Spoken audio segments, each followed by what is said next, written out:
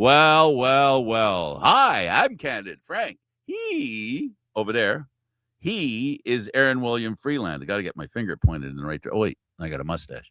Um, yeah, so this is Maple Leaf talk. Yeah, we talk about the Leafs. Yeah, we talk about other things like that.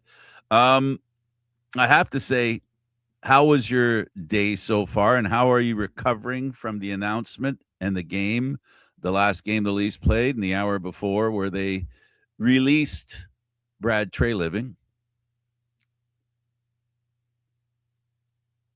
Well, I was preparing for a hockey game myself because I usually play at 9 o'clock on Mondays. Um, so I actually didn't find out the news until I got into the parking lot afterwards for the boys to, you know, have a little palaver out there. Not really surprised at this. Surprised it didn't happen sooner. And by sooner, I mean before the Olympic break, so that they would have somebody to do something during the Olympic break. But that's obviously not the direction they wanted to go in. So here we are. You know, no path forward, no concrete ideas. Um, Candidates who may or may not be in a position to be hired, people who think they should be the person for the job, um, even though they have no real association with the team, other than having beaten up on its players for 10 to 15 years. It's an interesting situation all around. Um, Traditionally, you'd wait until the end of the season before you start making wholesale changes, but taking their cue from the Golden Knights after they got rid of Bruce Cassidy and brought in John Tortorella on Sunday, the Maple Leafs went ahead and pulled the trigger on Treliving on Monday. So here we are. For me, obviously not a surprise. I made the decision it had to happen. Not that I had any influence on the decision whatsoever. It needed to happen. As I said at a last show, once you look at what he's done and evidence of him being a poor judge of talent, and by evidence, I mean trading for somebody who really hasn't worked out for your team for somebody that's really worked out well for the other team, where if it were just the one-on-one trade for Carlo, the Leafs would have lost that trade. They lost that trade just one-on-one. And then the kicker is they gave away a first-round draft pick. And I gotta speak to the comment that the CEO, the big boss of MLSC, actually publicly said nobody had any idea. Nobody saw the train coming, the Buffalo Sabres and the Montreal Canadiens. I think the problem is he didn't notice, as many didn't notice, the train tracks were being abandoned by the Leaf train. It was taken off. It was going off the tracks. It was going off the rails. Everything that's happened recently with the Maple Leafs has been predictable, and I don't want to sound like I don't want to sound like a negative person, but the truth is, this Leaf organization continues to repeat the same mistakes over and over again. And the biggest mistake, and I'll let you point your point out here, but for me, the biggest thing that he said was, we have the foundation here to move forward. If he were to say to me he had the assets to move forward, I would have been more in agreement, because they don't have the foundation. Because if the foundation, and he referred to salary cap and such, if the foundation he's referring to is Nylander, Matthews, Riley, Tavares, we have watched this organization try to try to put lipstick on the pig that is the centerpiece of this team. The reason I'm being negative is because the centerpiece of this team has been brought to the edge of success, and we're unable to take that last and final step to success. So as far as I'm concerned, I think the word that they need to use, it isn't about rebuild or retool. It's about redefining this team. How do you redefine this organization? Well, you've got it. They've got to trade Matthews and Nylander. They've got to trade them both, and they got to see what they can get for draft picks for those guys or younger players, and basically give a new group of guys a chance. And I say this because when we talk about when we talk about teams and their history, it's hard to overcome the failures that this Leaf team, this captain that they have, that they've been a part of. I just don't think they can improve on what they've got. They've got to do a reset. It doesn't have to go to the studs. To the studs would imply, Aaron, that you throw everybody out and that's it. It ends there. No. You do an exchange program. You get rid of players and you give new players a chance to show they can win, and get somebody in here who understands what talent looks like and what a winner looks like, and then build from there, because everybody starts from the same spot. Everybody has X amount of money they can spend. That's the good news. The bad news is the Leafs don't have many draft picks, and one of the biggest helpers in controlling the cap are young players. I've always wondered about the expression to tear it down to the studs, and I appreciate the fact that you're getting rid of all of the cabinets and the cupboards and the drywall. The problem is that I don't necessarily think they have the foundations to continue if they do tear it down to the studs. And who really at this point are the studs? Because it doesn't seem like any of the players that they brought in and their generational talents and whatnot have enough of a founding and a backing to be able to carry them where they need to go. Do you know what I mean? Like this. No, exactly. This isn't I know a tear down or a rebuild. This is a gut job. Matthews has been in the playoffs in a position to win Game 7 of a series and has not been a factor. William Nylander has been in a position to win Game 7 and not been a factor. We're not talking here about guys and their point totals. We're talking about guys and the culture, if I can throw out that silly term, the culture that we're talking about, quite frankly, is the culture of winning. That culture. And that culture is established quickly with players, ownership, general managers, presidents. You see an immediate trend in that direction, no matter what it is, whether it's a player, whether it's a coach, whether it's a general manager. You don't wait 8 years for a general manager to get smart. If he ain't smart from day one, you hired the wrong guy. If you've got a player that plays in five years, plays in the playoffs, is given an opportunity to be a winner, and he doesn't grasp that opportunity, I think you've got an indication maybe that they can't win. So for me, it's not about like going down to the studs. To me, the studs, if I were to define the studs in that scenario, the studs are the general manager, even the coach and the organization are the studs.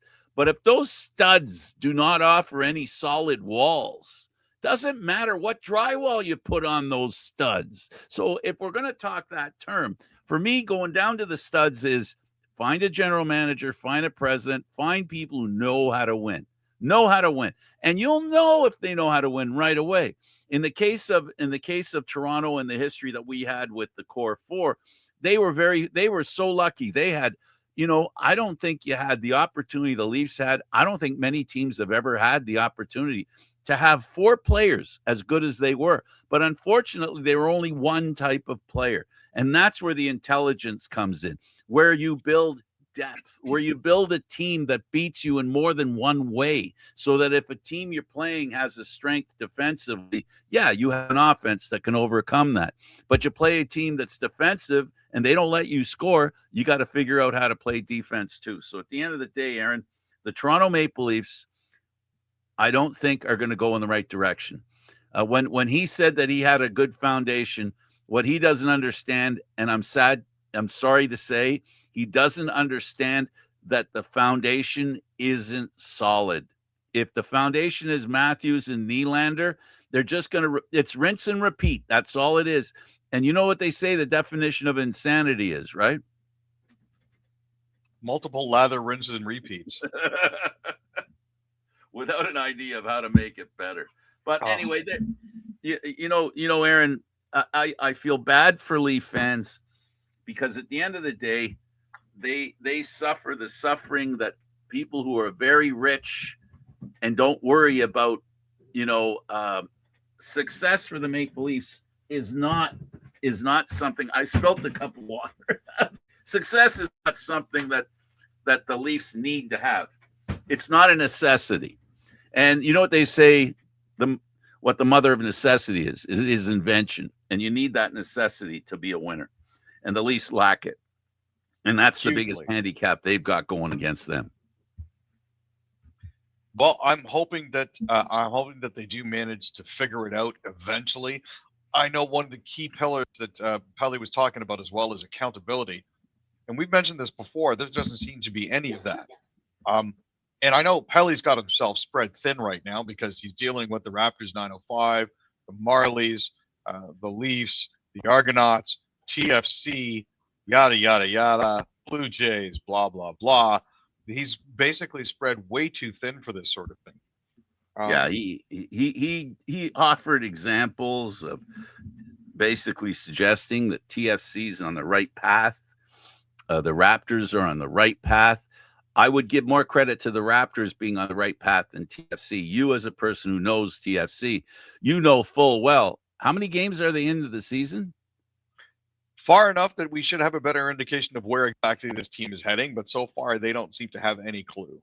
Well, my point is that they haven't been long in this season, and every season before this one, going back quite a ways, has not been very something to be proud of or to brag about.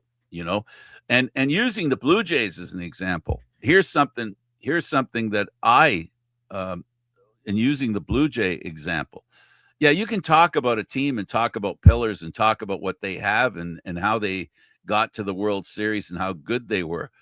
I don't think he understands how they got there. The Jays got there. It's been a long haul.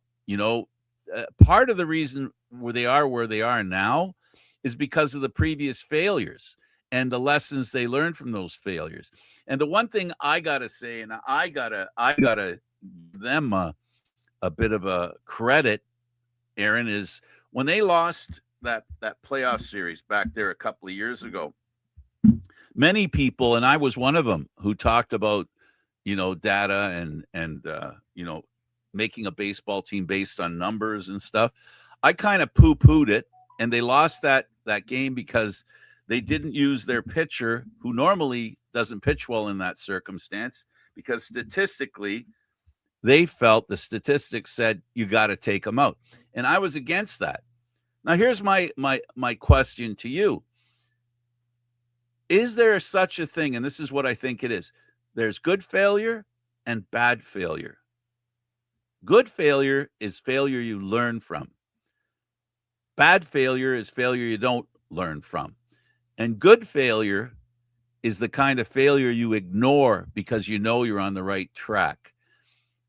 And I think that's where the Jays, I think they showed they had a good failure because it was an opportunity to test their will on maintaining the course that they were on.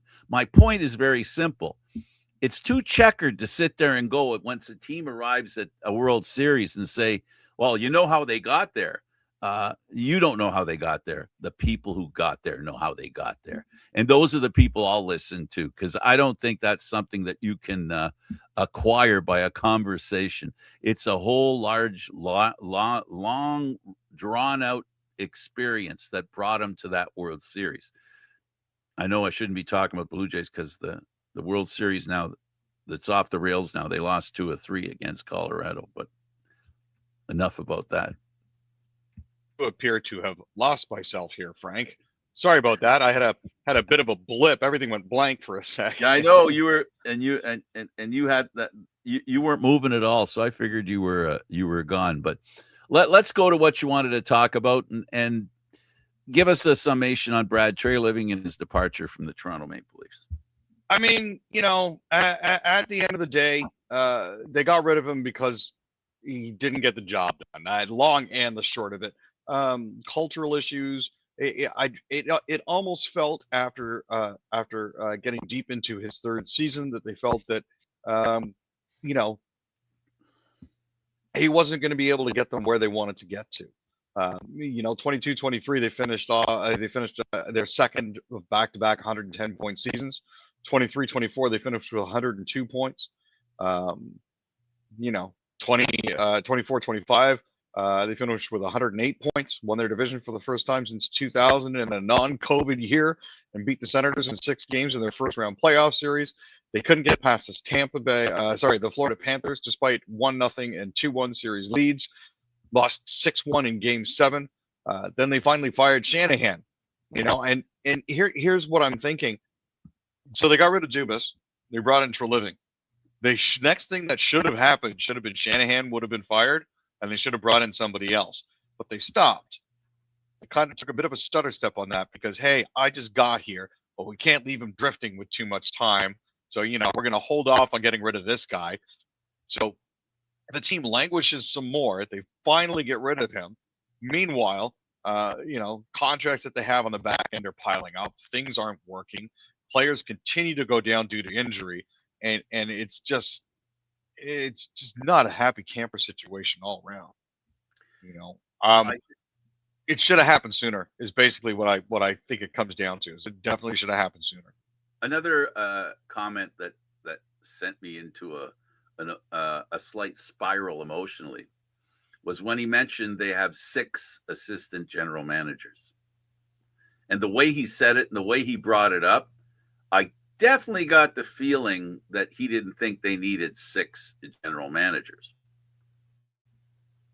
No, I mean, one was obviously not doing enough. So, we are where we are. I think, too many cooks spoil the broth, maybe. I mean, it's possible. And this is the other thinking that I have here. Because they got guys like Pridham and Hunter, and they've got the good doctor in there, and they've got a few other folk. Instead of casting outside the organization, work with what you've already got there. If you've got 6, surely one of them is good enough to be elevated to a general manager's position.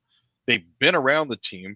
In some of their cases, they've been through all of this. They've been through the rebuild. They've been through the 18-wheeler off a cliff.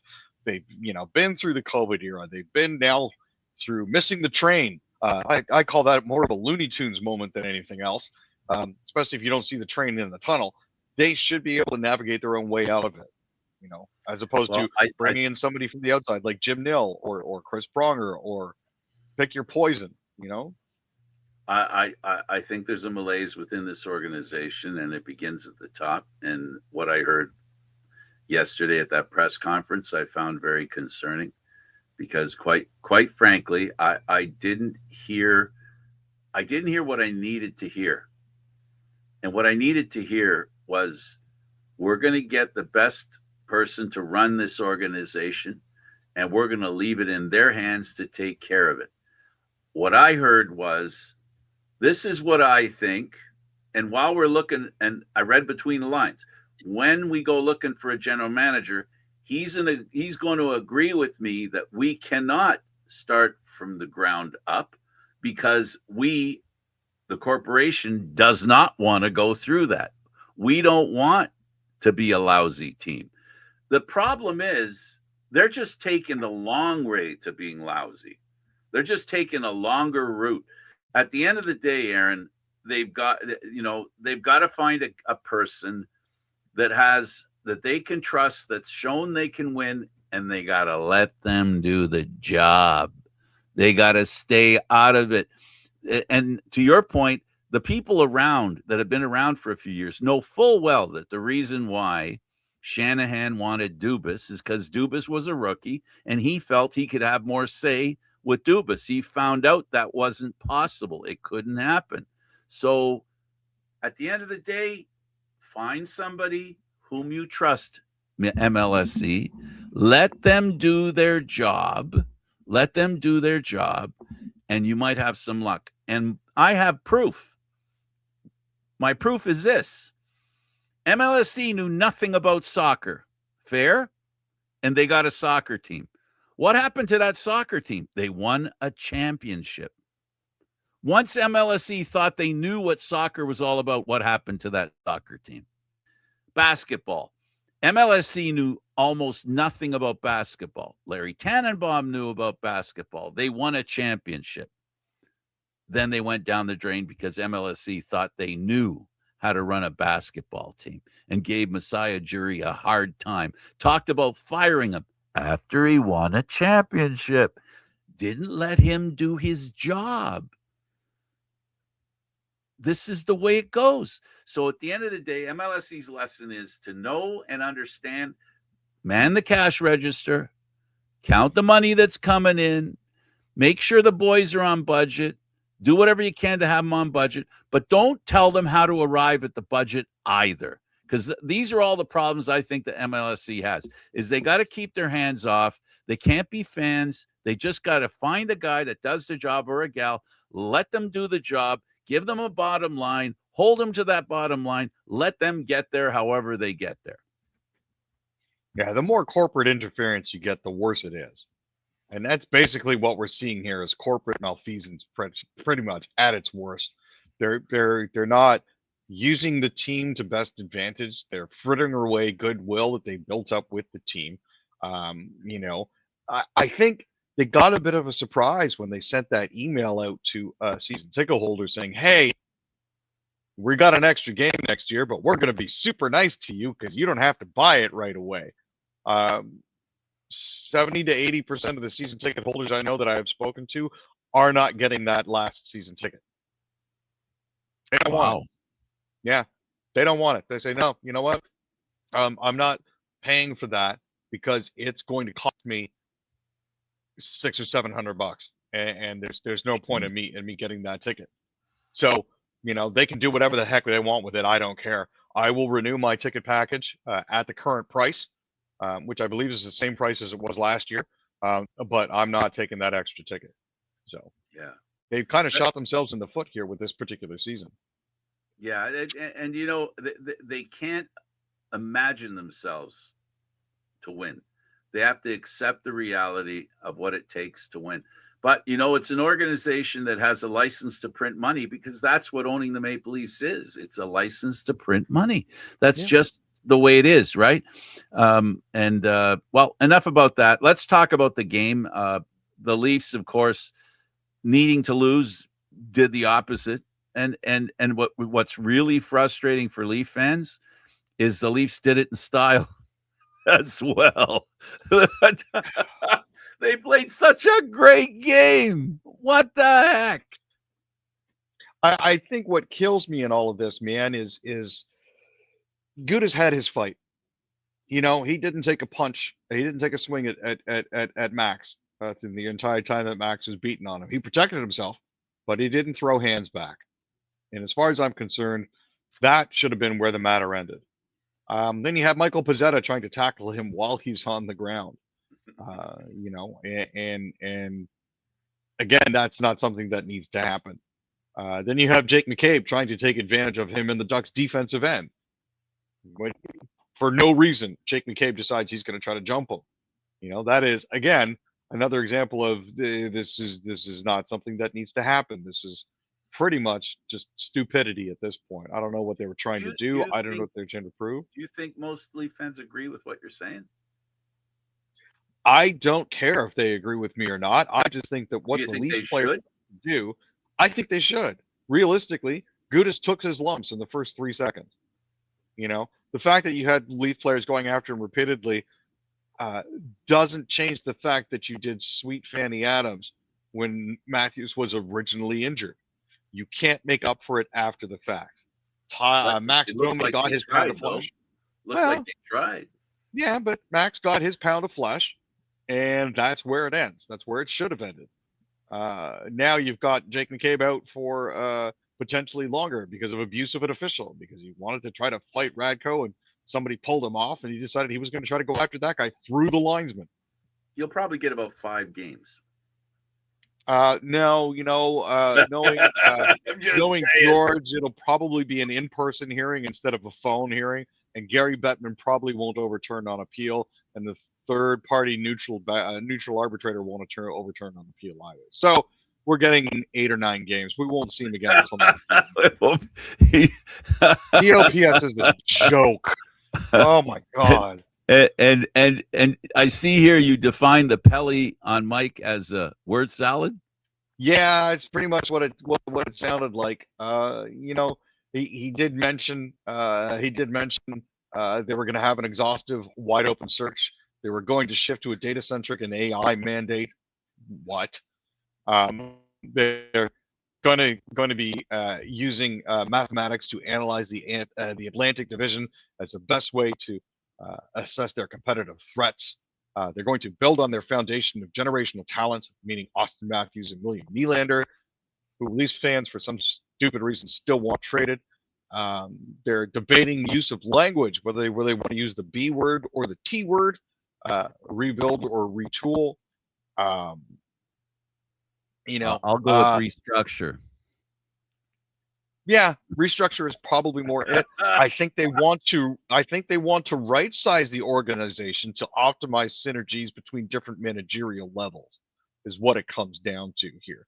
But it's a lot of You want them to coordinate their vertical and their horizontal. Exactly. Yeah. Better cross-platform integration is what we're looking for here, folks. And so far, and the diagonal problems can be eliminated with that kind of action. As long as the horizontal doesn't happen too low or too high, and the vertical is more straight than it is bent.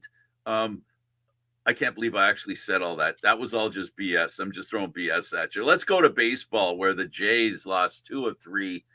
Before we went to air, they lost to Colorado, 2-1 in 10.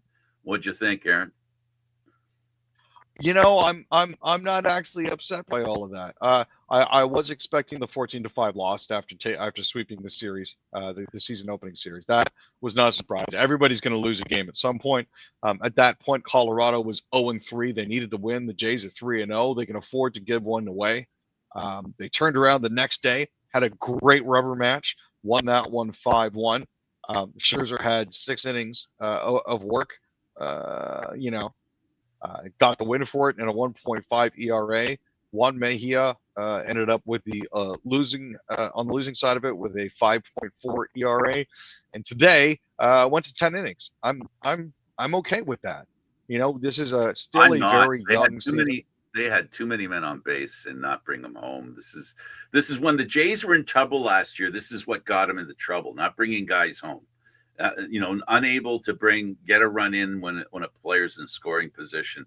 This is what was wrong with the Jays before they cleaned up their act. Hopefully we'll get a repeat of that, and they'll sort things out. Their hitting game will become a little more successful and a little more relevant. Right now in that game, it wasn't.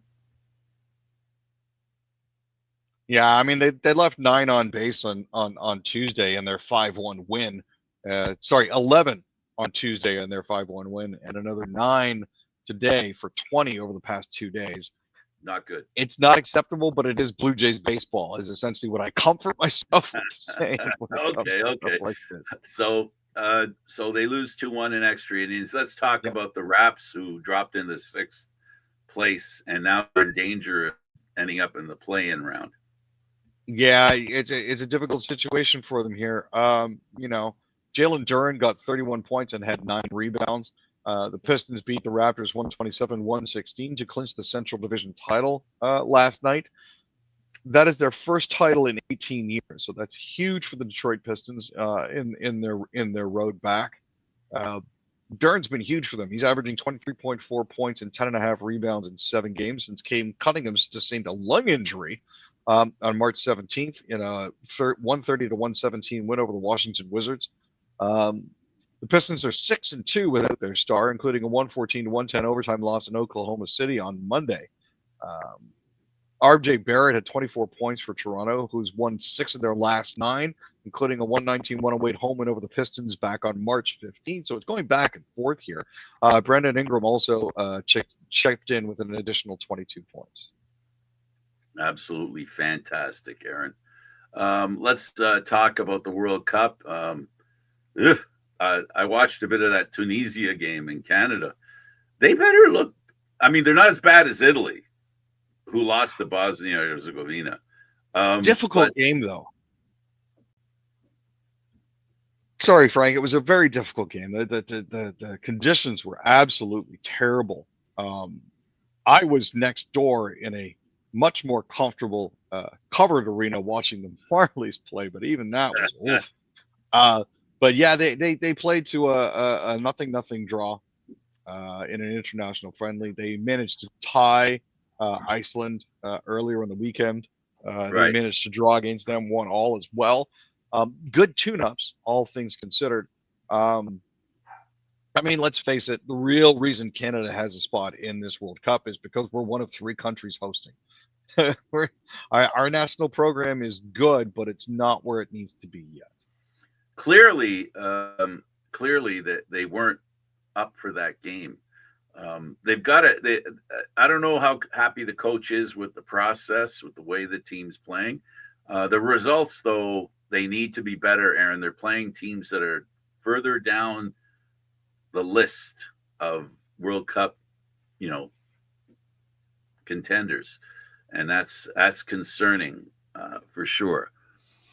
Let's go to hockey, and we'll go to the Habs. They extend their winning streak.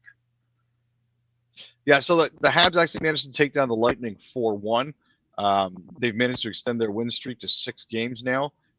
Jacob Dobas shot 36 shots. Uri Slavkovsky, Mike Matheson, and Cole Caulfield each had a goal and an assist.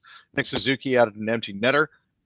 They're now within 2 points of Tampa Bay for second place in the Atlantic Division, which is a good position to be in, especially this late in the season. Absolutely. The Sens and Matthew Tkachuk. So with the Tkachuk brothers playing each other, this is, of course, going to give them plenty fodder for their podcast. Good luck to them on that.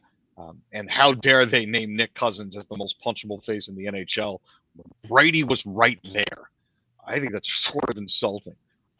Noah Gregor scored 8 seconds into the game to open an early 5-goal barrage by Florida. Tkachuk had his first 4-point game since December 2024.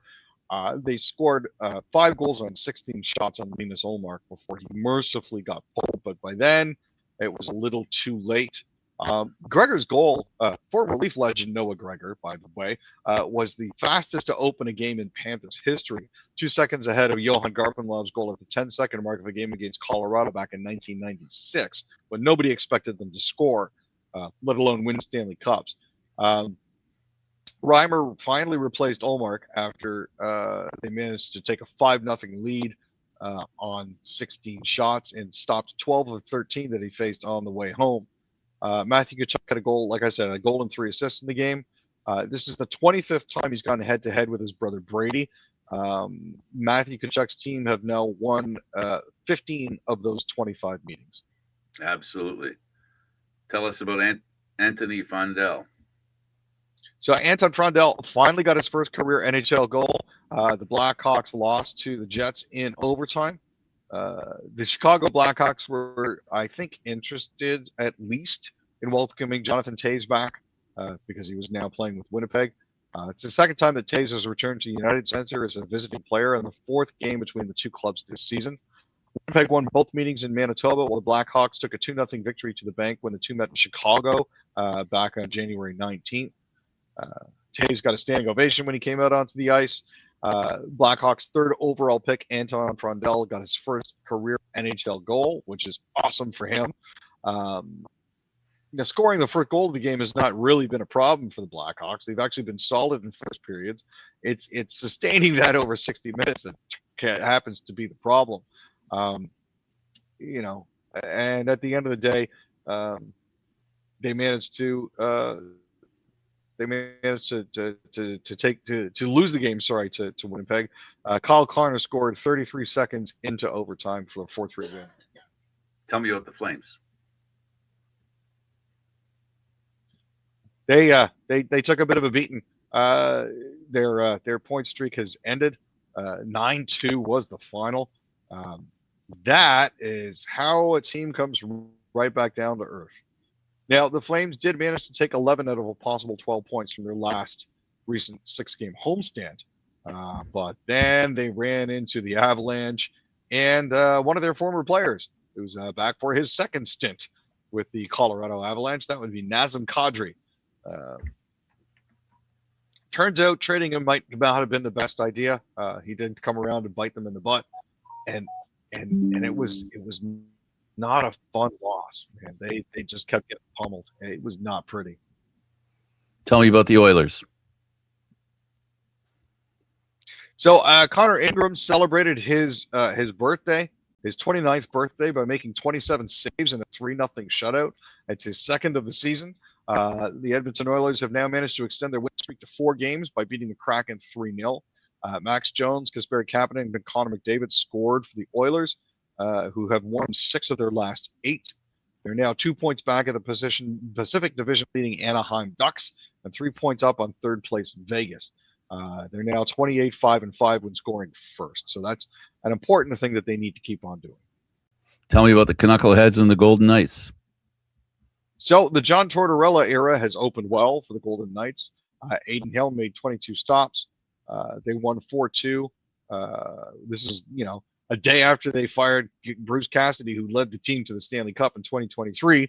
They managed to get a win for Torts. Rasmus Anderson, Shea Theodore, Riley Smith, and Cole Smith scored for Vegas. Evander Kane and Brock Besser scored for the Canucks, while Kevin Lankinen made 29 saves. It's hard, man, coming in this late in the season and realizing you have to play the last place Canucks and letting the Canucks score first. And I was almost hoping, Frank, I really, really was, but it didn't turn out well enough for the Canucks in the end. Absolutely. Fun day for sure, Aaron. Oh, 100%. All right. Well, hopefully the Jays will do better after they get to where they're going. Tortorella should be having fun as a coach again. It'll be fun for their team. And thank you for doing this. And we'll see you again on Friday, all things being equal. He's Aaron William Freeland. I'm Candid Frank Stanishi. Thank you for watching. We'll see you again next time, everyone. And that would be Friday. Thanks for watching.